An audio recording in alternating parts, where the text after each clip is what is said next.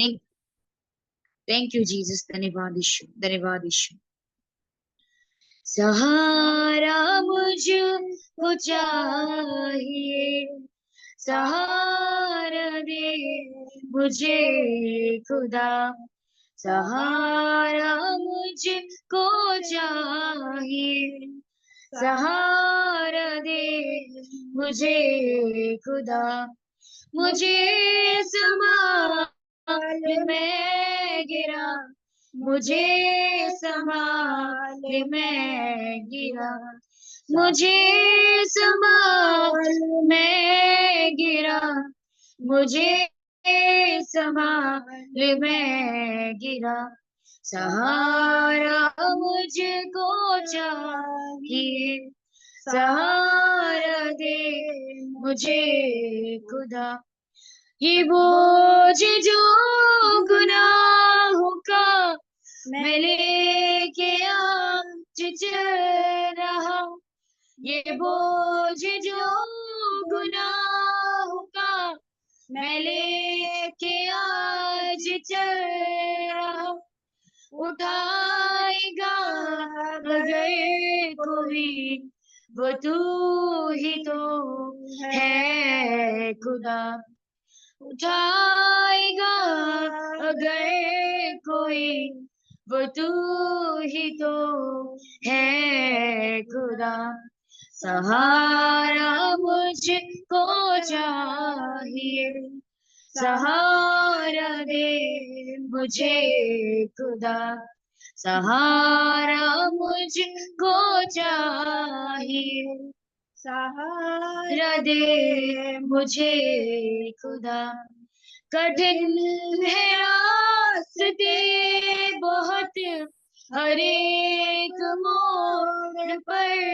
कठिन, कठिन है रास्ते बहुत, हर एक मोड़ पर कठिन, अंधेरे सायों को हटा दिखा दे अब मुझे शहर, अंधेरे सायों को हटा दिखा दे मुझको अब शहर, सहारा मुझको चाहिए, सहारा दे मुझे खुदा, सहारा मुझको चाहिए, सहारा दे मुझे खुदा, जहाँ के रास्तों पे मैं अकेला चल न पाऊंगा,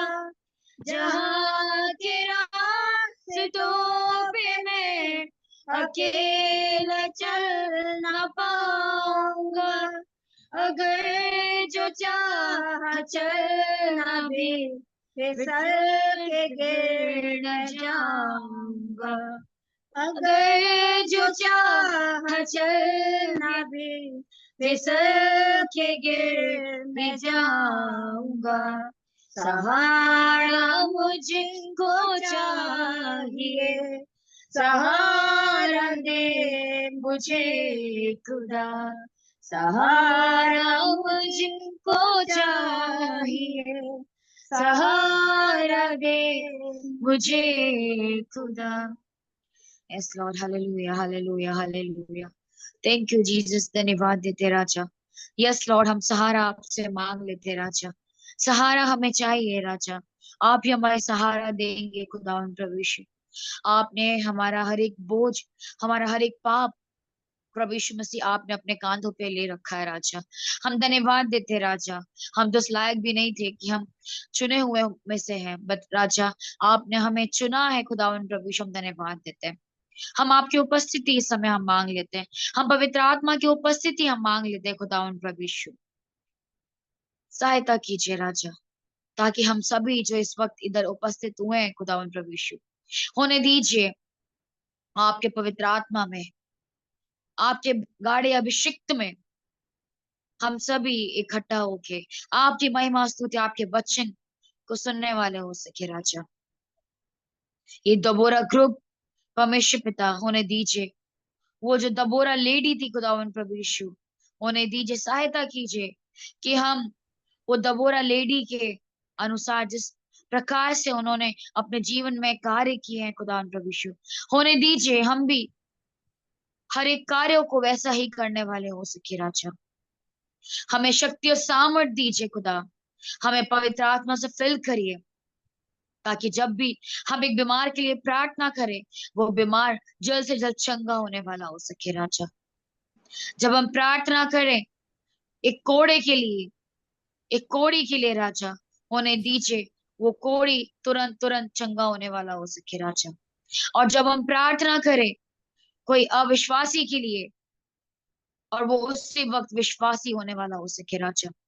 हमें ऐसी ताकत और सामर्थ दीजिए, हमें ऐसा अभिषिक्त करिए खुदा, ताकि हम इस संसार भर में दबोरा लेडीज के जैसे हम भरने वाली हो सके राजा, और हर एक जगहों से भी खड़े होने वाली हो सके खुदा प्रभु यीशु।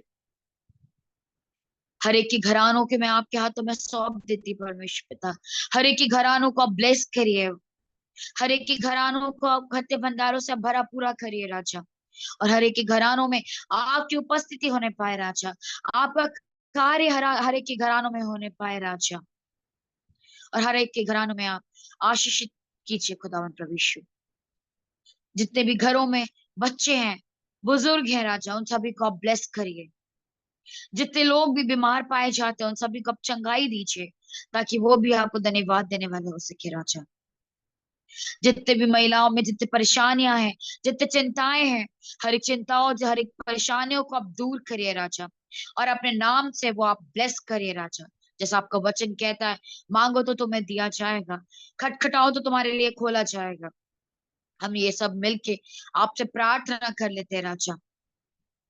आप हमारी प्रार्थनाएं सुनिए खुदा, आप हमारे बीच में उपस्थित होइए राजा, ताकि ये जो महिमा हम कर रहे हैं, जो वचन हम पढ़ने वाले हैं राजा, होने दीजिए हम अद्भुत रीति से कार्य करने वाला हो सके हर एक बात में राजा।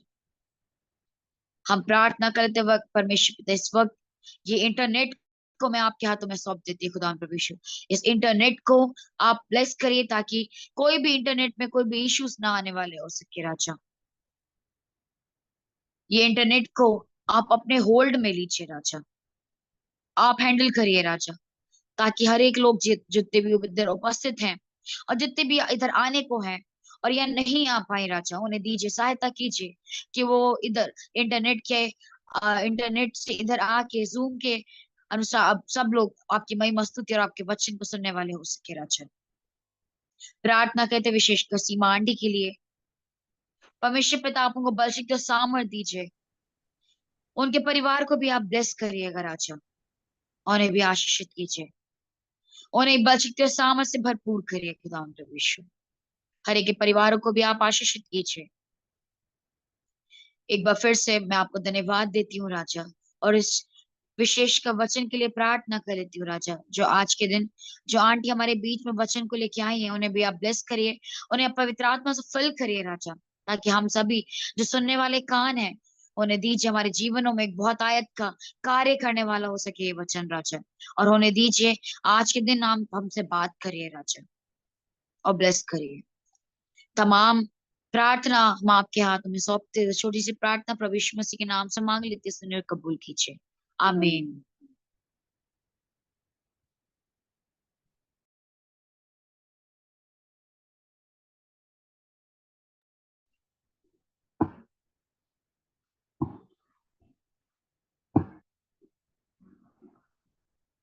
सपना को मैं धन्यवाद देती हूँ। परमेश्वर ने इस बेटी को चुना है अपनी महिमा के लिए, और अब हम आज प्रिया के द्वारा हमारी आज की जो अतिथि वक्ता हैं उनके बारे में सुनेंगे, और हम दबोरा समूह में स्वागत करते हैं सिस्टर एडविन केली का, जो हमारे बीच में नागपुर से हैं, और बाकी का परिचय प्रिया राव देगी, और सिस्टर का हम स्वागत करते दबोरा समूह में। या प्रेज द लॉर्ड सबको। मैं आंटी का दबोरा ग्रुप की सभी बहनों की ओर से आंटी का स्वागत करती हूँ, एडमिन आंटी का। और आंटी का परिचय इस प्रकार है। जब संडे को बहुत तेज बारिश हो रही थी, हम लोग चर्च में रुके हुए थे और मैं प्रार्थना कर रही थी कि परमेश्वर किसको मैं वचन के लिए बोलूं। एक दो लोगों से मैं बात की तो वो बोली नहीं बेटा मैं अवेलेबल नहीं हूँ, मैं थर्सडे को बहुत बिजी है। तो एकदम से मैंने बोला परमेश्वर कोई नहीं मिला है मुझे, तो एकदम से मैं आंटी के पास गई और आंटी ने बोला हाँ मैं बोलती हूँ, मैं बोल भी चुकी हूँ, जबलपुर में है। इस तरीके से मैंने आंटी को पूछा आंटी ऑनलाइन है आप बोलेंगी क्या। तो आंटी ने बिल्कुल कुछ भी नहीं बोला और हाँ कर दिया आंटी ने कि हाँ बेटा मैं बोलूंगी वचन को, दूंगी मैसेज को। तो आंटी के लिए थैंक यू आंटी, आपने परमेश्वर के बोझ को लिया। और आंटी का इस तरीके से इंट्रोडक्शन है कि आंटी जो है स्टाफ नर्स रही है, और उन्होंने अपनी पूरी जॉब को पूरी किया, उन्होंने अभी रिटायर्ड है वो। और आपकी 3 संतान है बड़ी बेटी जो है WCL में वर्क करती है एंड सेकेंड डॉटर जो है वो वर्क फ्रॉम होम है करती है। और बेटा छोटा है जोशुआ, वो भी जो है अपने वर्क के साथ साथ हस्बैंड वाइफ वो मिनिस्ट्री में है। तो बहुत प्रेयरफुल आंटी की जो लाइफ है वो बहुत प्रार्थना भरा जीवन रहा है और वो बहुत परमेश्वर के लिए बहुत वो बोझ रखती है परमेश्वर के कार्य के लिए। इस तरीके से आंटी का इंट्रोडक्शन है। आगे वो आप अपने बारे में और वचन से गवाहियों से वो शेयर करेंगी। आंटी आपका स्वागत है, हम सब तालियों के साथ आपका स्वागत करते हैं एक बार फिर से। थैंक यू जी। आगे के भाग को हम आंटी के हाथ में देते हैं। अनम्यूट कर लीजिए सिस्टर कोमल।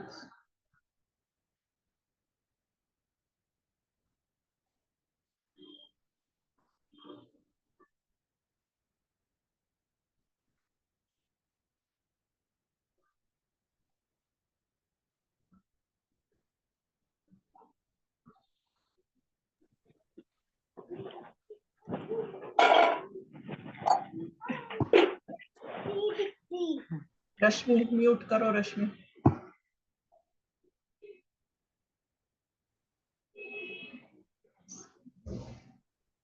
सिस्टर कुमुद आपकी आवाज नहीं आ रही, अभी म्यूट है आपका, अनम्यूट कर लीजिए प्लीज।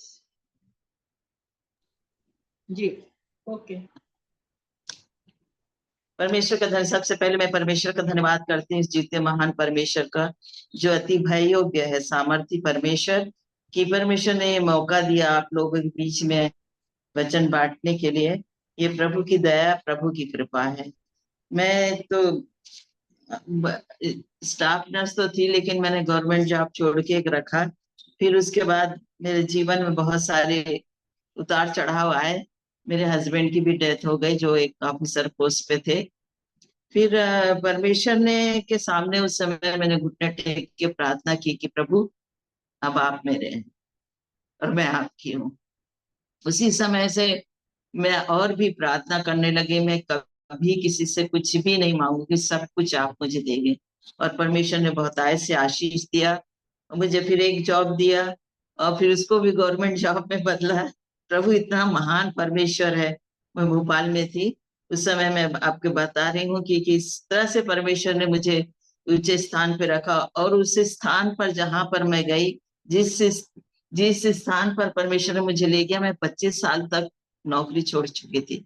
25 साल तक मैंने कुछ भी नहीं किया था और कमरे में गई, प्रेयर किया और प्रभु को मैंने बोला मैं किसी से नहीं सीखूंगी, आप मुझे सिखाएंगे और जो मैंने सीखा है उसको आप फिर से रिन्यू करेंगे। और परमेश्वर ने रिन्यू किया। परमेश्वर का धन्यवाद हो, परमेश्वर की स्तुति हो। जैसे प्रिया ने बताया, मैं नागपुर में हूँ। मेरे तीनों बच्चों को परमेश्वर ने बहुत ऐसे आशीष दिया। मेरी बेटी जॉब करती है, तीनों बच्चे जॉब करते हैं। मेरे बेटे की भी मैंने मैरिज कर दी, वो भी जॉब करती है। तो इस तरह से मेरे बच्चे भी परमेश्वर की सेवा में लगे हुए हैं। परमेश्वर का धन्यवाद हो, परमेश्वर ने एक बार मौका दिया, इसलिए प्रभु का धन्यवाद। आज हम वचन में जाने से पहले एक छोटी प्रार्थना करेंगे। धन्यवाद, धन्यवाद, स्तुति, तारीफ, महिमा, जय जयकार हो अच्छे परमेश्वर। एक बार फिर से आपका हृदय से धन्यवाद करते हैं मेरे प्रभु। हमारे हृदय आनंद से भर जाते हैं जब हम ऐसी संगति में बैठते हैं जहाँ सारी बहनें आत्मा में भरकर, और मेरे प्रभु जी आपकी उपस्थिति आ जाती है मेरे पिता परमेश्वर, और आपकी उपस्थिति में आनंद है मेरे प्रभु। आप अति आनंद के कुंड है मेरे प्रभु। हम सबको आशीष दीजिए, हृदय दीजिए मेरे प्रभु, वचन को ग्रहण करने के लिए, सुनने के आत्मिक कान दीजिए मेरे प्रभु, और वचन के अनुसार चलाइए मेरे प्रभु। बहन सीमा का भी हम धन्यवाद करते हैं, जो मुझे यहाँ पर वचन के लिए आमंत्रित किया। उनको स्वर्गीय आशीष से तृप्त कर, उनके परिवार को और उनको सबको स्वर्गीय आशीष से तृप्त कर प्रभु, क्योंकि स्वर्ग की आशीष का खत्म नहीं होती मेरे प्रभु। सबको आशीषित करिए मेरे प्रभु, और आपका धन्यवाद करते हुए, स्तुति और महिमा करते हुए, आदर देते हुए यीशु नासरी के नाम से मांगते हैं, आमीन। आज का वचन, जब मैं संडे के दिन घर आई तो मैंने सोचा प्रभु कौन सा वचन आप कहते, परमेश्वर ने इस वचन को मुझे दिया। जब तक आत्मा की अगुवाई नहीं होती, हम उस वचन को जो ऊपर से आता है वही फल लाता है। परमेश्वर ने मुझे भजन संहिता याद दिलाया कि भजन संहिता 42 में जिस प्रकार हिरनी जल, मैं इस वचन को पढ़ लूंगी, जैसे हिरनी नदी के जल के लिए हाँफती है, वैसे ही है परमेश्वर मैं तेरे लिए हाँफता हूँ। आज हमारी प्यास कैसी है? आज हमारी प्यास, संसारिक प्यास में तो हम तृप्त हो जाते हैं, लेकिन हम आत्मिक प्यास में जब हम परमेश्वर के पास आते हैं और अपनी आत्मिक प्यास को जब परमेश्वर के पास रखते हैं, तो परमेश्वर का वचन कहता है धन्य है जो धर्म के भूखे और प्यासे हैं, वो तृप्त किए जाएंगे। परमेश्वर ही हमको तृप्त करता है, परमेश्वर ही हमको। हम यहाँ पर दाऊद को देते हैं, दाऊद कैसे कैसे वचनों को लिखा, और किस प्रकार से परमेश्वर ने उसको एक छोटे बच्चे से चुनकर प्रभु ने उसको कितना बड़ा राजा बना दिया, क्योंकि वो परमेश्वर के लिए हाँफता था। उसके जीवन में परमेश्वर की भूख और प्यास थी। हर समय वो कुछ भी काम करने के पहले परमेश्वर से पूछता था, परमेश्वर से पूछता था प्रभु मैं यहाँ जाऊं कि नहीं जाऊं, प्रभु मैं करूं कि नहीं करूं, और सब कुछ परमेश्वर से आशीष देता था।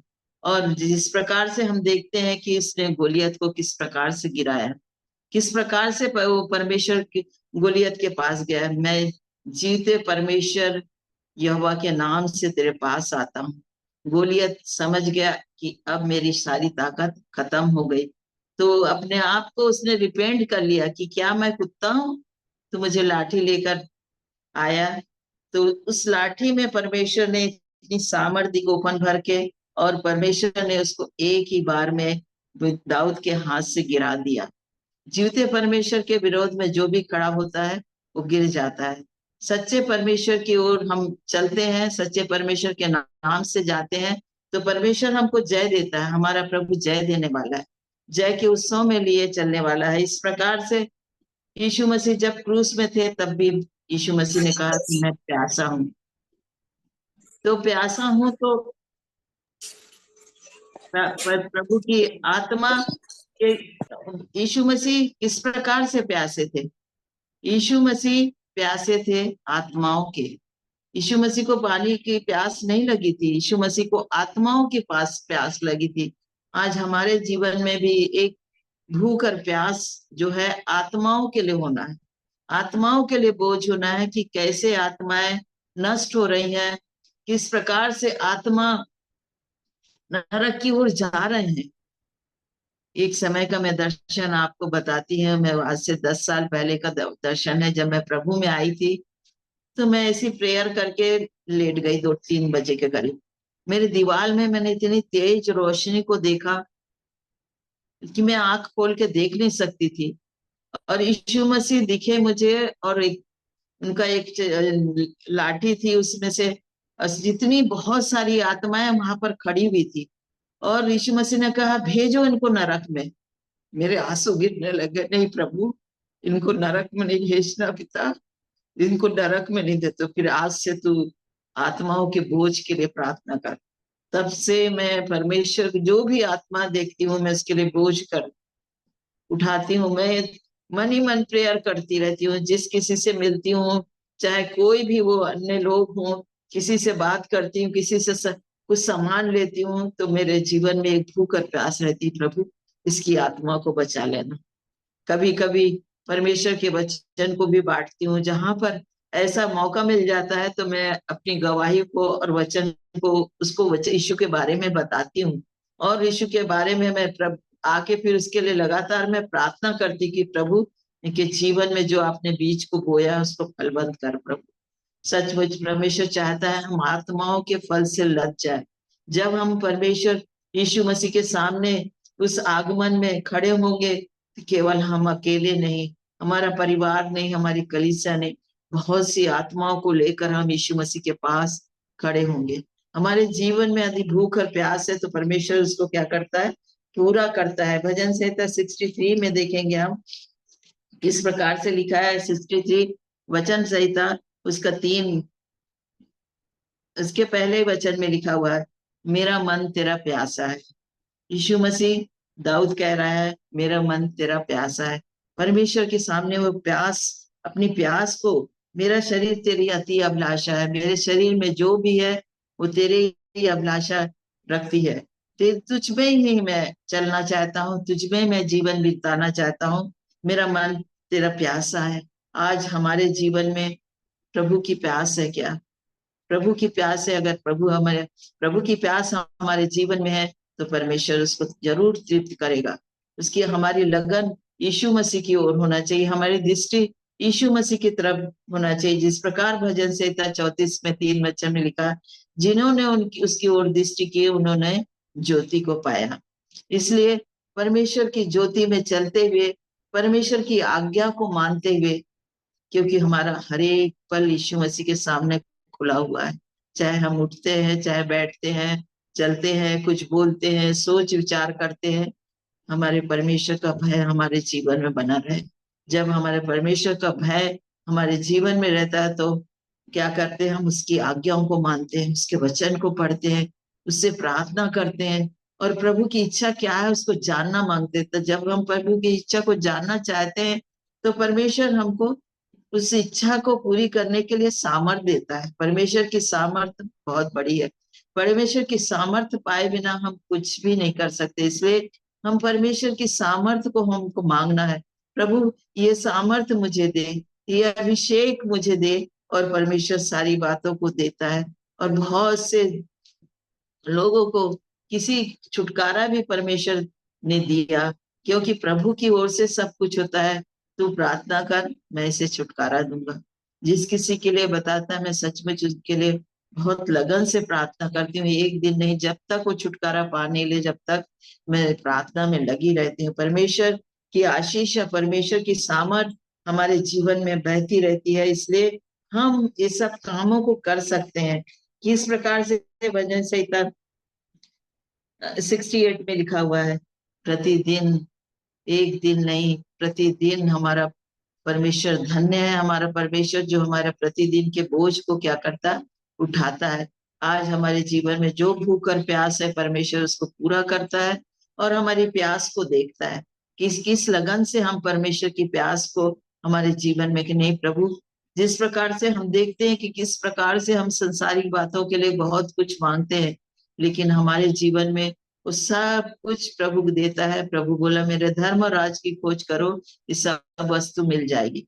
हम जानते हैं कि हम जब प्रभु के कार्य को करते हैं और प्रभु से जब प्रार्थना करते हैं, प्रभु की प्यास हमारे जीवन में होती है, तो समय समय से सब बातों को पूरा करता है। हमें किसी भी भली वस्तु की घटी नहीं होने देता है। हम सभा उपदेशक 12 उसके 11 वचन में देखते हैं कि प्रधानों के जो वचन रहते हैं वो गाड़ी भी कील के समान होते हैं। परमेश्वर का वचन ऐसा ही है। परमेश्वर का वचन जहां हम बोएंगे वहां परमेश्वर उसको हथौड़े से ठोक कर उस कील को गाड़ देगा, ताकि उनके जीवन में वचन फल लाए। इस प्रकार से हमारे जीवन में परमेश्वर चाहता है। इसलिए परमेश्वर भजन संहिता 63 में जिस प्रकार लिखा है दाऊद ने कि प्रभु मेरा मन प्यासा है। हम देखते हैं कि मूसा भी जब परमेश्वर की सेवा करने के लिए निकला तो मूसा से परमेश्वर ने कुछ नहीं कहा। परमेश्वर ने कहा तेरे पास क्या है? उसने कहा लाठी। आज हम सबों के पास जो कुछ भी है, हम ये नहीं समझे कि हमें बहुत बड़े बड़े वरदान चाहिए, बहुत बड़ा अभिषेक चाहिए। हमारे पास जो कुछ है उसी में परमेश्वर उसको प्रयोग करना चाहता है, उसी को उपयोग लाना चाहता है। जो भी हमारे पास है, हमको प्रभु बहुत कठिनाइयों में नहीं भेजता, बहुत तकलीफों में नहीं रहता। जितना हम सह सकते हैं उतनी तकलीफ हमारे जीवन में आती है। बहुत सारी तकलीफ मेरे जीवन में आई, बहुत सारे ऐसे संकट बीमारी मेरे जीवन में आए। परमेश्वर ने अभी भी मुझे मई महीने में मृत्यु के फाटक से उठाकर खड़ा किया। मैं जानती थी कि मेरा परमेश्वर मुझे परमेश्वर, मैंने कहा प्रभु आपकी इच्छा है तो अगर मेरी सेवा पूरी हो गई है तो मैं आपके पास आने के लिए तैयार हूँ। प्रभु जी मेरे मन को पूरी रीति से तैयार कीजिए। परमेश्वर ने उस वचन को दिया, भजन 97, मैं तुझे मृत्यु के फाटक से उठाकर खड़ा करूंगा।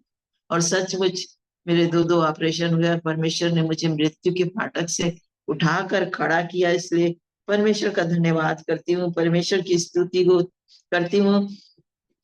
भजन 47 में जब मैं अपने परमेश्वर की वेदी के पास जाऊंगा तो जो अति आनंद का गुण है, परमेश्वर की वेदी के पास जाना है हमको। और परमेश्वर ने, यीशु मसीह ने वो सारे पर्दे हटा दिए कि हम परमेश्वर से डायरेक्ट बात कर सकते हैं। प्रभु यीशु मसीह के द्वारा परमेश्वर से हम बात कर सकते हैं। उस तंबू में जाकर परमेश्वर के अपनी आवाज को, अपनी प्रार्थना को वेदी के पास रख सकते हैं। जिस प्रकार प्रकाशित वाक्य में लिखा हुआ है कि पवित्र लोगों की प्रार्थना, पवित्र लोगों की प्रार्थना को क्या करता है, स्वर्गदूत अपने कटोरे में ले जाकर परमेश्वर के सिंहासन के पास उंडेल देता है। तो हमारी प्रार्थना कैसी होना चाहिए, परमेश्वर की भूख और प्यास के साथ, लगन के साथ, पूरे आत्मा में समर्पण होकर, पवित्र आत्मा से भरकर हमारी प्रार्थना ऐसी होना चाहिए। तब स्वर्गदूत हमारी प्रार्थना को ले जाकर सिंहासन के सामने उंडेल देंगे और वहां से हमारी प्रार्थना का जवाब आएगा। परमेश्वर हमारी प्रार्थना का जवाब देने के लिए आता है। ये परमेश्वर से यही कहते हैं, सब प्राणी तेरे पास आएंगे क्योंकि आप प्रार्थना का उत्तर देने वाले हैं परमेश्वर। इसलिए परमेश्वर का धन्यवाद करती, परमेश्वर की स्तुति करती हूँ। भजन संहिता 48 उसके 9 वचन में लिखा, हे परमेश्वर मैं तेरे मंदिर के भीतर, परमेश्वर का जो मंदिर है स्वर्ग में, उसके भीतर हमारी नजर होना चाहिए। हमारी तो हमारा हृदय भी परमेश्वर का मंदिर है। हमारी नजर परमेश्वर के मंदिर के भीतर तक जाना चाहिए कि वहां कितनी अच्छी अच्छी जो चीजें हैं उसको हमको लेना है, उसको हमको पाना है। तब हम परमेश्वर की सेवा को सामर्थ्य से कर पाएंगे। इसलिए हमारा ध्यान परमेश्वर की ओर होना और परमेश्वर से ऐसे बड़े बड़े कामों को करना। जिस प्रकार हम देखते हैं कि ये ग्रुप दबोरा ग्रुप है, 9 और 5 अध्याय में लिखा हुआ है। जिस प्रकार से दबोरा कहती है, अगर मैं दबोरा जाग ना उठी तो सारे गांव क्या हुए, सुने पड़े हुए थे। इस्राएलियों का न्याय करती थी खजूर के पेड़ के तले बैठकर। कोई भी, परमेश्वर ने सबसे ज्यादा बहनों को ही आशीष दिया, बहनों को ही। अपन परमेश्वर के वचन में भी देखेंगे, बहनों को ही परमेश्वर ने आशीष दिया। मरियम ने भी उत्तम भागों को चुन लिया, दबोरा ने भी। सारे लोग थे तो कहते थे जब तक तू हमारे साथ नहीं चलेगी हम नहीं जाएंगे, क्योंकि परमेश्वर ने उसको ऐसी आशीष, ऐसी सामर्थ्य दिया था। और वो गांव के गांव पूरे सुने पड़े हुए थे। जब तक वो जाग उठी और परमेश्वर के लिए कार्य करने लगी तो सारा गांव क्या हो गया, जागृत हो गया। सारा गांव परमेश्वर के नाम से जीता गया। इसलिए हम परमेश्वर के मंदिर के भीतर की बातों को हम देखें कि कितनी अच्छी अच्छी बातें, जो जिसका कभी अंत नहीं होने वाला है, जो अनंत काल के लिए है, जो अनंत जीवन में हमें उस जगह हम जब जाएंगे तो कितनी आनंद की बात होगी। वहां दुख नहीं है, वहां आंसू नहीं है, वहां कष्ट नहीं है, वहां विरोध नहीं है, कुछ भी हमारे जीवन में कोई बीमारी नहीं, लेकिन हमारे जीवन में आनंद और खुशी है। उस आनंद और खुशी को पाने के लिए जो युगान युग का है, हम क्यों ना अपनी प्यास को और बढ़ाएं। अब प्रभु के पास आकर कहे, प्रभु हमारी प्यास को और बढ़ा और हमारी प्यास से हमको तृप्त कर प्रभु। ये आत्मिक प्यास है प्रभु, ये आपकी ओर से दी हुई है, पवित्र आत्मा की ओर से दी हुई है। तो आप इसको तृप्त करिए और हम आपके भीतर की स्वर्गीय वस्तु की धुन में लगे रहें, स्वर्गीय वस्तु को हम पाने में लालायित रहे और हमारी प्यास इस प्रकार से हो। हाँ, पर यशायाह 48 में लिखता है कि देखो पुरानी बातें सब बीत गए। मैं तुम्हारे साथ एक नई बातें करना चाहता हूँ। आज हमारा परमेश्वर एक नई बातों को हमसे करना चाहता है। देखो, सब कुछ हमारे जीवन से जो है वो सब खत्म हो जाएगा, लेकिन हम एक नई बात की ओर से, परमेश्वर की नई आवाज को हम सुने कि वो हमसे क्या कहता है। आज परमेश्वर, हम प्रार्थना बहुत कर लेते हैं, हम वचन पढ़ लेते हैं, चर्च जा लेते हैं, चर्च से आ लेते हैं, आत्मिक संगति में बढ़ लेते हैं, लेकिन हमारे यीशु मसीह के दिल की धड़कन क्या है उसको हमको सुनना है, उसको हमको पहचानना है, और वो हमसे क्या कहना चाहता है उसकी बातों को हमको पूरा करना है। जिस प्रकार से यूहन्ना को हमने देखा कि यीशु मसीह के दिल के करीब में रहता, कह रहता था वो। यीशु मसीह क्या चाहता है उसको करना है, उसकी प्यास और भूख हमारे जीवन में होना है, और जो वो चाहता है जब हम उसकी इच्छा को पूरी करेंगे तो हमारी सारी इच्छा यूं ही पूरी हो जाएगी, और परमेश्वर हमें आशीष देकर आगे की ओर बढ़ाएगा। हमारा परमेश्वर महान परमेश्वर है, ऐसा अद्भुत परमेश्वर है जिसकी हम गणना नहीं कर सकते। जब हम उसको दिल से पुकारते हैं, उसके सामने हम आंसू बहाते हैं, लोगों की आत्माओं के लिए, नरक जाने वाले लोगों के लिए जब आंसू बहाते हैं, हम, मेरा दिल, जैसे हम देखते कि पौलुस जब एथेन नगर में गया, जब एथेन नगर में वो गया तो सारे मूर्ति पूजा से भरे लोगों को देखकर उसका दिल जल गया। जल गया मतलब उसका दिल अंदर तक छिद गया। वैसे ही हमारे जीवन में भी होना चाहिए कि प्रभु, आपके आपका झंडा फहरना चाहिए, आपके नाम से लोग एकत्र होना चाहिए, आपके नाम को घुटना टेकना चाहिए, आपके नाम से लोग पवित्र आत्मा से भरे जाए। ये अंतिम दिन है, देखो, चलते फिरते परमेश्वर पवित्र आत्मा को उड़ेलेगा। बहुत से दासों के द्वारा बताया गया, चलते फिरते लोग पवित्र आत्मा को पाएंगे। और जिस किसी के लिए आप, अन्य लोगों के लिए जिनके लिए प्रार्थना कर रहे हैं, उनको आप देखेंगे कि वो उद्धार में आएंगे ही। लेकिन हमारी प्रार्थना, लगातार प्रार्थना होना चाहिए, भूख और प्यास के साथ प्रार्थना होना चाहिए, दिल से परमेश्वर की आराधना होना चाहिए, टूटे मन से हम अपने परमेश्वर को पुकारना चाहिए। तब परमेश्वर हमारी विनती को, प्रार्थना को सुनता है, क्योंकि प्रभु बोलता है, मैं टूटे और पिसे मन को तुच्छ नहीं जानता, नहीं जानता हमारा परमेश्वर। इसलिए हमें टूटे और पिसे हृदय से लोगों की आत्माओं के लिए प्रार्थना करना है। आज हमारे जीवन में लोगों की आत्मा की भूख और प्यास होना चाहिए। पवित्र आत्मा और यीशु मसीह कभी कभी बहुत दुखित हो जाते हैं कि मसीह लोग मसीहत का जीवन नहीं जी रहे। हम कभी भी अपने प्रभु यीशु मसीह को दुखित न करें, अपने प्रभु यीशु मसीह को अपना उद्धार करता परमेश्वर मानकर हमेशा चले कि वो हमें जय देने वाला परमेश्वर हमारे साथ है। मनुष्य का डर हमारे जीवन में नहीं होना है, मनुष्य की कोई भी डर हमारे जीवन में नहीं होना। जब हमारा प्रभु हमारे साथ है, जगत के अंत तक सदैव मैं तुम्हारे साथ हूँ, परमेश्वर कहता है, तो हमारे साथ ही रहता है। जब हम बोलते हैं तो पवित्र आत्मा बोलता है, हमारा प्रभु यीशु मसीह हमारे साथ बोलता है और बात करता है। जब प्रभु यीशु मसीह की आवाज रहती है तो लोगों के हृदय अंदर तक छिप जाते हैं। इसलिए हमारे जीवन में परमेश्वर की भूख और प्यास होना चाहिए। और किसी को भी हम जिस प्रकार से पौलुस का दिल जलता था, वैसे ही हमारा दिल भी चलना चाहिए। कभी कभी मैं मंदिरों में देखती हूँ, इतनी भीड़ को देखती हूँ, तो मैं कहती हूँ, प्रभु, इस सारी भीड़ तेरे भवन में इकट्ठी हो जाए, ये सारे लोग तेरी स्तुति और आराधना करते जाए। मेरे प्रभु, ये नाश ना हो, लेकिन मेरे प्रभु जी ये जान जाए कि आप ही एक जीवित परमेश्वर है। ये जो कुछ कर रहे हैं सब कुछ व्यर्थ है प्रभु, इनका सब कुछ व्यर्थ हो जाएगा। लेकिन परमेश्वर पिता, अगर ये आपकी संगति में आ जाए और आपकी आवाज को सुनकर और आपकी बातों को सुनकर एक जीवते परमेश्वर की को ढूंढते हुए तेरे पास आ जाए, तो प्रभु इनका जीवन बच जाएगा। इस प्रकार से हमारे जीवन में क्या होना चाहिए? आत्मिक भूख और प्यास होना चाहिए। भजन से यशायाह 55 में और 6 में लिखा हुआ, जब तक यहोवा मिल सकता है तब तक उसकी खोज में रहो।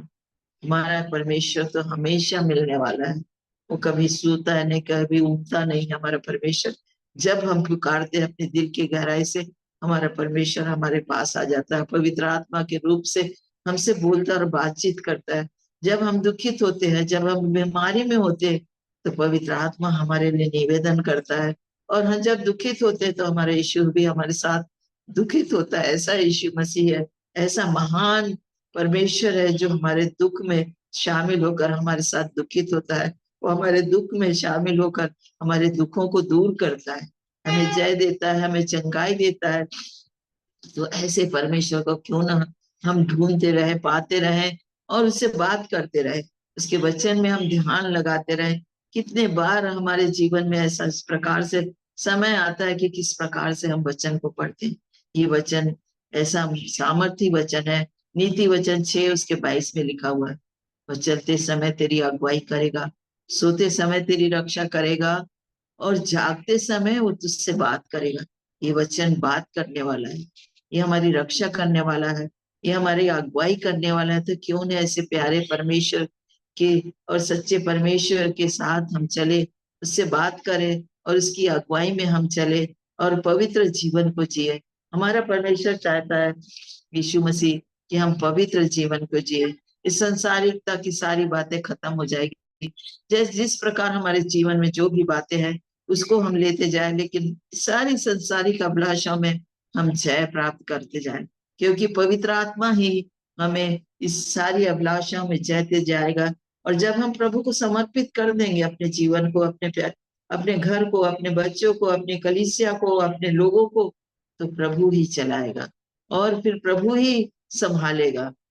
हर दिन उसके लहू में छिपाना चाहिए। अपने बच्चों को, अपने परिवार को, अपने लोगों को, अपने सारे चीजों को यीशु मसीह के लहू में छिपाना चाहिए, क्योंकि यीशु मसीह के लहू में वो सामर्थ है, यीशु मसीह के लहू में जीवन है। वो यीशु मसीह के लहू को पार करके शैतान कभी भी हम पर वार नहीं कर सकता। इसलिए हम यीशु मसीह के लहू में जहां कहीं जाते आते हैं, हम खुद प्रार्थना करें, हमारी गाड़ी को यीशु मसीह के लहू में छिपाए, अपने बच्चों को, अपने आप को यीशु मसीह के लहू में छिपा कर जाए। और हमारा परमेश्वर सुरक्षित ले जाता है, सुरक्षित ले आता है, क्योंकि उसके लहू में सामर्थ्य है, उसके लहू में जीवन है।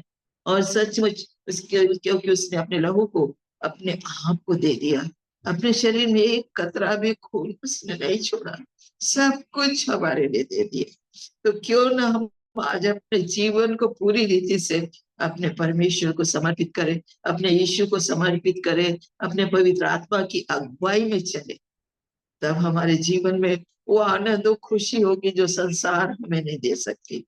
इसलिए प्रतिदिन हम परमेश्वर की आत्मा से भरकर प्रार्थना करें, अन्य अन्य भाषा में प्रार्थना करे, पवित्र आत्मा मांगे। जिसको पवित्र आत्मा नहीं मिला, हमारा परमेश्वर पवित्र आत्मा देता है।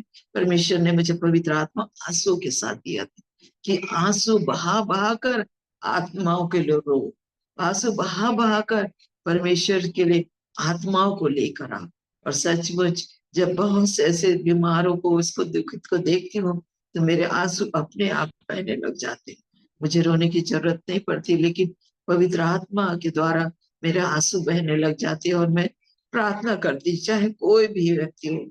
मैं अपने प्रतिदिन अपने घर के लोगों के लिए, हर एक, मैं प्रभु मेरे घर में जो भी आते जाते हैं, एक तुझे जाने प्रभु, तुझे पहचाने, हर एक वर्कर्स के लिए मैं प्रार्थना करती हूँ। अपनी कॉलोनी के लिए बहुत से लोगों का नाम ले लेके मैं प्रेयर करती हूँ। जब मैं सुबह प्रेयर करती हूँ तो मुझे 2-2.5 घंटे प्रेयर करने में चले जाते हैं, पता नहीं चलता कि कब और ये 2-2.5 घंटे बीत गए।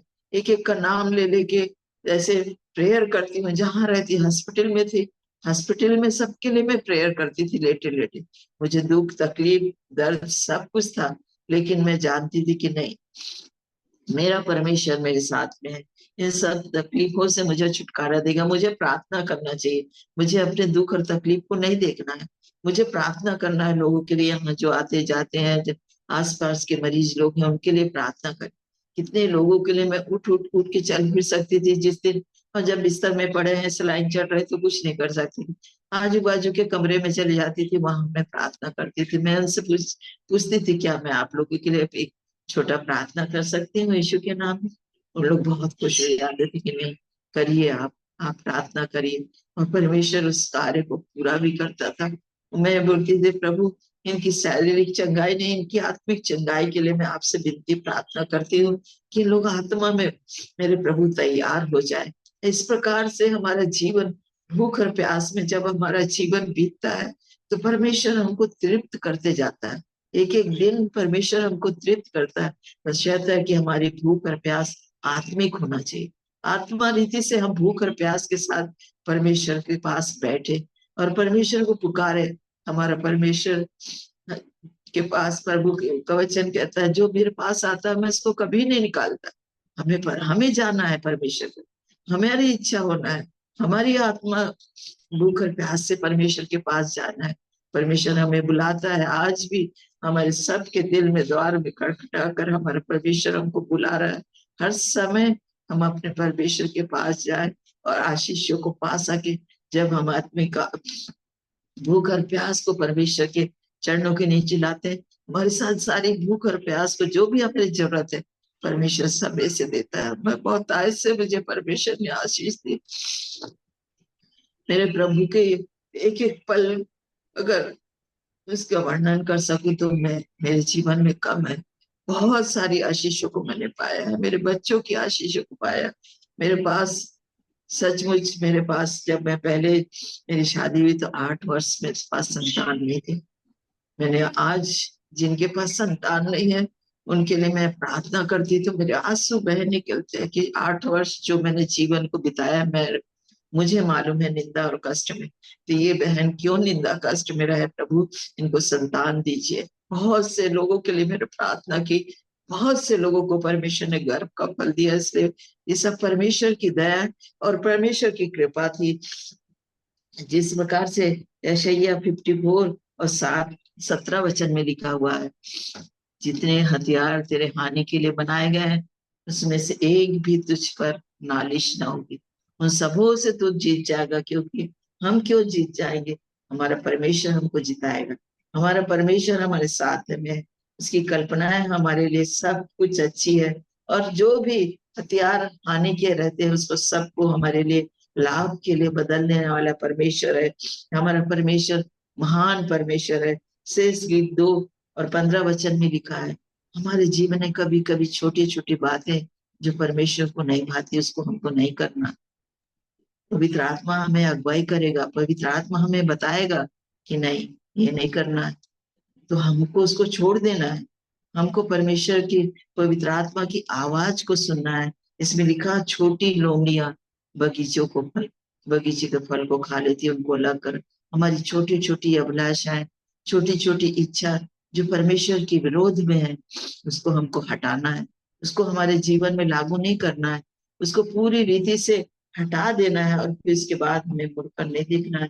क्योंकि हम जानते हैं कि ये छोटी आदतें, छोटी बातें, छोटे से भूल, छोटा सा पाप, छोटा कोई भी छोटी चीजें है, परमेश्वर इनको नहीं चाहता। अगर हम उनको निकाल देंगे तो परमेश्वर हमें स्वर्गीय आशीष से तृप्त करता है। कभी कभी हमारे जीवन में परमेश्वर की सेवा करने में निंदा कष्ट आते हैं। प्रभु कहता है, मैंने तो कितना, हमारे यीशु मसीह तो कितने कष्ट और निंदा को उठाया, हमको उसको देखना है। और जब हम निंदा और कष्ट को उठाते हैं और जो हमारे विरोध में खड़ा होता है हम उसके लिए प्रार्थना करते हैं, उसको आशीष देते हैं, तो हमको एक और अभिषेक मिलता है। मैंने अपने जीवन में जाना कि मुझे एक और अभिषेक देता है परमेश्वर, एक और अच्छे वरदान से तृप्त करता है और प्रभु मुझे आनंदित करता है। क्योंकि हम उस स्थिति में हम परमेश्वर के पास आए। परमेश्वर की जो इच्छा है, एक एक वचन परमेश्वर का जो हमारे जीवन में हम लागू कर सकते हैं उसको लागू करेंगे तो परमेश्वर बहुतायत से हमें आशीष देगा। क्योंकि परमेश्वर प्रभु, हर लोग प्रभु प्रभु कहने वाले परमेश्वर के राज्य में नहीं जाएंगे, लेकिन उसकी इच्छा के अनुसार जो चलता है, उसके वचन के अनुसार चलता है, वही परमेश्वर के राज्य में जाएगा। कितना कठिन है ये नरक जाना, नरक की बातें, नरक का काम। जब हमारे से हम देखते हैं कि गर्मी होती तो हम सहन नहीं कर सकते, अधिक बरसात होती तो हम सहन नहीं कर सकते, फिर उस नरक की आग को हम कैसे सहन कर पाएंगे। इसलिए हमारी प्यास आत्मिक और भूख प्यास होना चाहिए। जब हम पवित्र आत्मा से भर जाते हैं उसके बाद हमें अग्नि का अभिषेक चाहिए, आग का अभिषेक चाहिए, और हम आग से भरे जाए। और जब हम आग से भरे जाते हैं तो जहां कहीं हम खड़े होते हैं, शैतान के काम उस आग से भस्म हो जाते हैं, उस आग से भस्म हो जाते हैं। सामने वाला खुद ही कहने लग जाता है कि ये क्या हो गया, ये कैसे हो गया। ये परमेश्वर और पवित्र आत्मा की आग जब हमारे जीवन में कार्य करती है ना, ये सब काम हमारे जीवन में धीरे धीरे होते जाते हैं। जिस प्रकार से यशायाह 43 में लिखा, परमेश्वर एक नई बात हमसे करना चाहता है। परमेश्वर का धन्यवाद हो, शायद समय अधिक हो चुका है, पर मैं परमेश्वर का धन्यवाद करती हूँ इन सारे वचनों को पवित्र। अभी है आपके लिए समय है 10-15 मिनट। तो परमेश्वर इन सब बातों को हमको बताता है, पवित्र आत्मा आने वाली बातों को बताता है। कभी कभी मैं देखती हूँ किसी के चेहरे की बातों को, जब मैं उनके चेहरे को देखती तो प्रभु बताता है कि ये इनका ऐसा चेहरा है, इनका ये ऐसा है, इनको मैं ब्लेस करूंगा, इनको मैं आशीष दूंगा। और मैं डरती हूँ फिर बोलने में, फिर इस प्रकार से फिर मैं बोलती, पवित्र आत्मा बोलता है कि फिर बोलो। तब फिर मैं बताती हूँ कि आपके जीवन में ऐसे ऐसे कुछ दुख आए, लेकिन परमेश्वर आपको आशीष दे रहा, परमेश्वर आपको जय देकर चला रहा है। जब मैं भोपाल में ट्रस्ट में एक हॉस्पिटल में काम कर रही थी, तब मैं अपना बाइबल ले जाती थी। जब मेरे पेशेंट नहीं रहते थे तो मैं अपनी बाइबल को पढ़ती रहती थी कमरे में। और फिर एक हम मसीह परिवार से एक एरिल सर थे, लैब टेक्नीशियन थे, वो गुटखा भी खाते थे। और परमेश्वर तो मैंने उनको बाइबल दिया, मैंने बोला ये सब छोड़ के आप बाइबल पढ़ो। उनका बहुत बड़ा केस था, वो बोले थे अरे सिस्टर मेरे बच्चे और मैं सब बर्बाद हो जाएंगे। मैंने कहा आप यीशु के हो, आप यीशु के हो, आपका यीशु है, वो कैसे बर्बाद होने देगा। नहीं, कभी नहीं होने देगा। आप बशर्ते उसको ढूंढो, ये गुटखा आप जड़ से खत्म कर दो। धीरे धीरे उनका बाद में मेरे सामने नहीं, कभी कभी ऐसे करते थे, छूटा नहीं उनका। फिर मैंने कहा नहीं, परमेश्वर समर्पण चाहता है। आपको अपने केस में जय पाना है तो आप पूरी रीति से अपने आप को समर्पित करो, अपने बच्चों को, अपनी पत्नी को समर्पित करें। आज वो इतनी अच्छी परमेश्वर की सेवा कर रहे हैं ना, वो अच्छे स्थान पर है, उनकी मिसेस भी बहुत अच्छी है और दोनों बच्चे भी अच्छे हैं। परमेश्वर ने उस आत्मा को मुझे दिया, परमेश्वर का मैं धन्यवाद करती हूँ। वो केस में ऐसे जय हुए, उन्होंने ऐसा जय प्राप्त किया, इतने आनंद और खुशी से भर गए कि सिस्टर अब कोर्ट ये बोल रहा है कि आप उनके ऊपर केस कर सकते हो। देखो मैंने कहा महान परमेश्वर अपने मुंह में अच्छे शब्दों को डाले। मुंह जीवन और मृत्यु इसी जबान में है, इसलिए कभी ऐसा नहीं कहना कि मैं बर्बाद हो जाऊंगा। मैं यीशु आपके साथ में है, सब कुछ अच्छा बोलो। परमेश्वर यशायाह 59 के 18 वचन में, मैं मुंह के फल का सिरजनहार, अपने बच्चों के लिए अच्छे अच्छे भविष्य को बोलो, अपने पति के लिए अच्छे बातों को बोलो, अपने जीवन के लिए अच्छे अच्छे बातों को बोलो कि ये सब कुछ हमारे जीवन में होगा। सबको आज मैं छोटे छोटे बच्चों के लिए जब मैं प्रार्थना करती हूँ तो प्रभु इनको अच्छा भविष्य देना, प्रभु इनको अच्छा आपका सेवक बनाना। या मेरे बच्चे भी ड्यूटी करते हुए, सब कुछ करते हुए, मैंने बचपन से उनके लिए प्रार्थना की थी, प्रभु ये तेरी सेवकाई में चारों बच्चे मेरे समय समय मिलते हुए सेवकाई करते हैं परमेश्वर की। मुझे मेरा मन बहुत आनंदित हो जाता है कि मेरा परमेश्वर कितना महान है। मेरे बच्चों से भी सेवकाई देता है। मेरे बच्चों को मुझे आत्मिक बच्चे मुझे बना दिया। मेरे बच्चे कभी भी अभिलाषों में, बेकार बातों में और इसमें नहीं है, इसलिए मैं परमेश्वर का धन्यवाद करती हूँ। ये सब परमेश्वर की दया और परमेश्वर को ही महिमा मिली। इस प्रकार से परमेश्वर कार्य करता है, इसलिए हम सदा परमेश्वर के चरणों के नीचे बैठकर आत्मिक और भूख और प्यास से परमेश्वर को पुकारते रहे, प्रभु हमको पूरा कर। किसी के लिए भी प्रार्थना करना है दिल से, बोझ के साथ। जैसे एक चर्च में प्रार्थना हो रही थी, एक लड़की को किसी ने किडनैप करके ले गया था। जब चर्च में प्रार्थना हो रही थी तो लोग समझ नहीं पा रहे थे किसकी बेटी है, क्योंकि सब लोग आंसू के साथ प्रार्थना कर रहे थे, बोझ के साथ प्रार्थना कर रहे थे कि जैसे उनकी ही बेटी है और वो बेटी को परमेश्वर ने भेजा। इसी हमारे जीवन में भी ऐसा होना कि हम अपने बच्चों के लिए जिस प्रकार प्रेम दिखाते हैं, जिस प्रकार बोझ से प्रार्थना करते हैं, आंसू बहाते हैं, वैसे ही हम दूसरे बच्चे के लिए भी बहाए, क्योंकि वो भी हमारा बेटा है, बेटी है। परमेश्वर ने कहा मैंने तुमसे प्यार किया, तुम आपस में एक दूसरे से प्यार करो। और जब प्यार आता है ना, तो फिर हमारे अपने आप हमें दया आ जाती है। और पवित्र आत्मा हमें, जिस प्रकार रोमियो 5वें अध्याय में 5वें वचन में लिखा है कि मैंने तुम्हें पवित्र आत्मा के द्वारा तुम्हारे मनों में प्रेम डाला। वो हम प्रेम नहीं कर सकते। मनुष्य बहुत अपस्वार्थी है, लोभी है, सब कुछ कर सकता है, दया नहीं दिखा सकता, लेकिन जब पवित्र आत्मा हमारे जीवन में आ जाता है ना, तो परमेश्वर हमको प्रेम डाल देता है। प्रेम के द्वारा पवित्र आत्मा परमेश्वर ने हमें दिया, और उस प्रेम से हम दूसरों के लिए प्रार्थना कर सकते हैं। बोझ के लिए हम बोझ के साथ हम प्रार्थना कर सकते हैं, और जो आशीषें उनको परमेश्वर देना चाहता है उसको हम बोल सकते हैं, देख सकते हैं। मैं परमेश्वर का धन्यवाद करती हूँ, परमेश्वर की स्तुति करती हूँ कि परमेश्वर ने ऐसे आशीषों को हमको दिया है, ऐसे बोझ को दिया है, ऐसे प्रेम को हमारे जीवन में उंडेलता है।